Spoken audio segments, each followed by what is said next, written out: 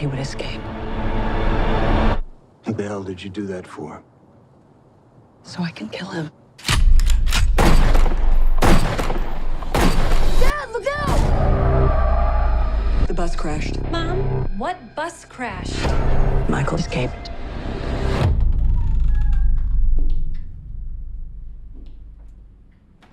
Excuse me, somebody's in here.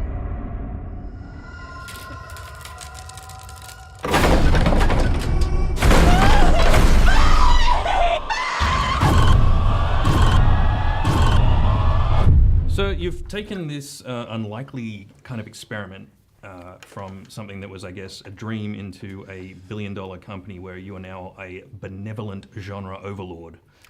Did you imagine back in 2000, was it, when you sort of started this thing? Do you ever imagine that it was going to... That I would become a benevolent genre overlord? No, I'm going to get that on a t-shirt.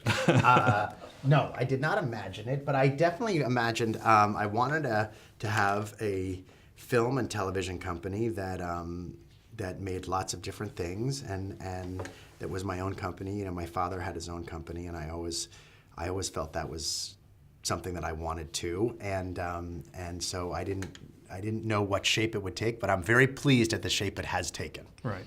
Do you face a lot of skepticism? I know genre snobbery is still rife when people talk about like horror genre or just genre in general. People are kind of like, Yeah, like it's not real art. That's you know? right. That's why I love it. I love that. You know, when people say I hate horror movies, but I love Get Out. First of all, that makes me want to throw up. Yeah. But second of all, it happens, and that's you know, I like being the underdog. And even though clearly we're not the underdog in the genre world, right. In the movie making world at large, we are still kind of like a second cousin, and I'm very comfortable in that position. It keeps me fighting. Right. So the sense of vindication is kind of a catalyst. Exactly, for sure. Do you ever just feel like driving past particularly obnoxious people with like a giant paper mache middle finger, just like, always, see, Get Out? Always, Academy Award winning now and shit? Oh yeah, absolutely, absolutely. It's good. That's good that you got that pettiness there. I think of course. It's very relatable. What's interesting about your films is the scope increases, the talent that you hire increases, and yet the budgets remain relatively modest. Mm-hmm. I mean, Halloween was 10 million? About 10, yeah. Mm-hmm. That's a tiny budget in the scheme of things. Why?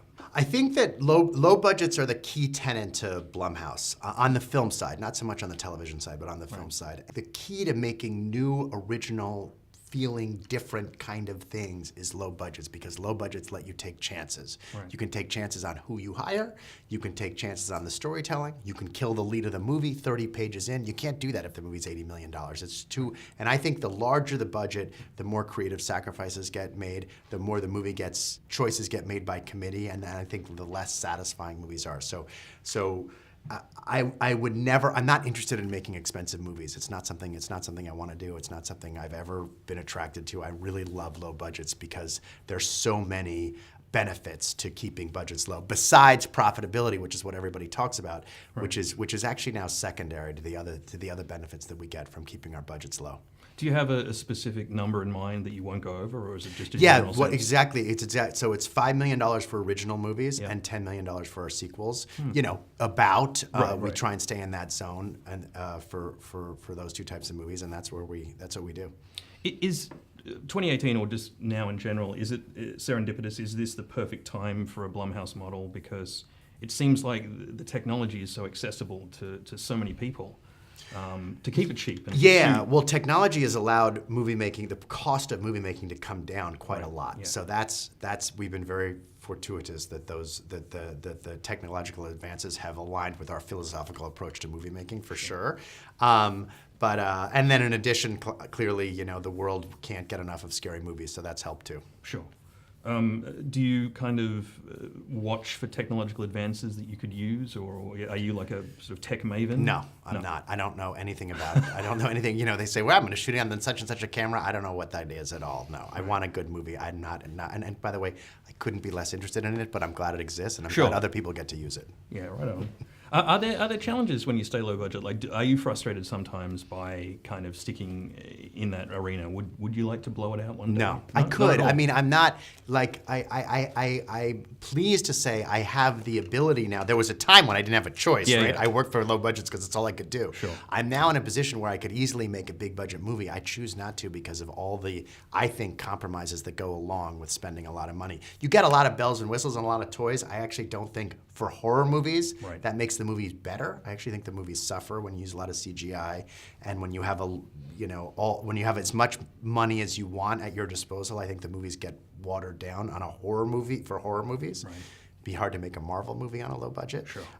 So no, I don't have any desire to make big budget movies. You've always had an eye on social issues, like that's always been kind of a subtext, but the subtext is rapidly becoming text in stuff like Get Out and The Purge especially.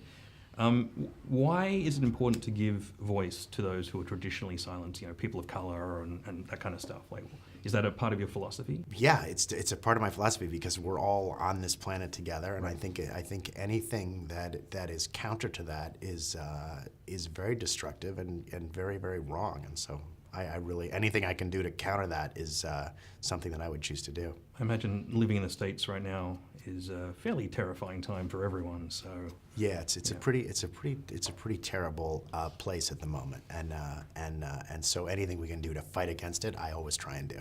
Okay, final question. Australia is physically and sometimes, if I'm honest, culturally at the arse end of the world.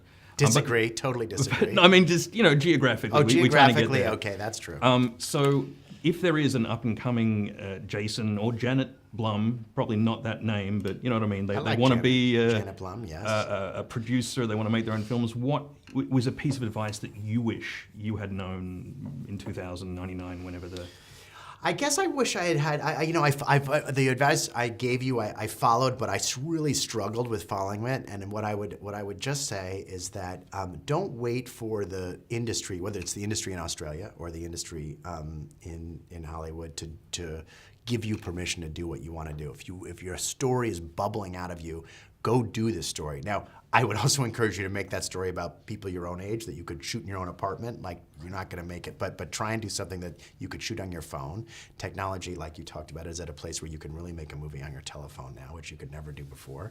But I would say go out and do it. I always say to when I'm teaching at classes or something, I promise if you make 50 shorts, the 50th one is going to be a hell of a lot better than the first one. Right. And it's much better with filmmaking and television. With filmed content, it's very easy to get trapped in talking about it, not doing it. Yeah. So I would just encourage people to do, and the more they do, the better they'll get. Do you know that I pray every night that he would escape? What the hell did you do that for? So I can kill him.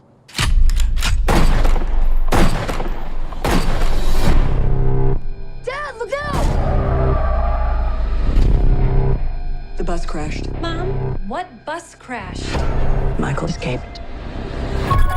He's waited for this night. He's waited for me. I've waited for him. Get out! Go home! Get inside! You don't believe in the boogeyman? He's here! Michael! You should.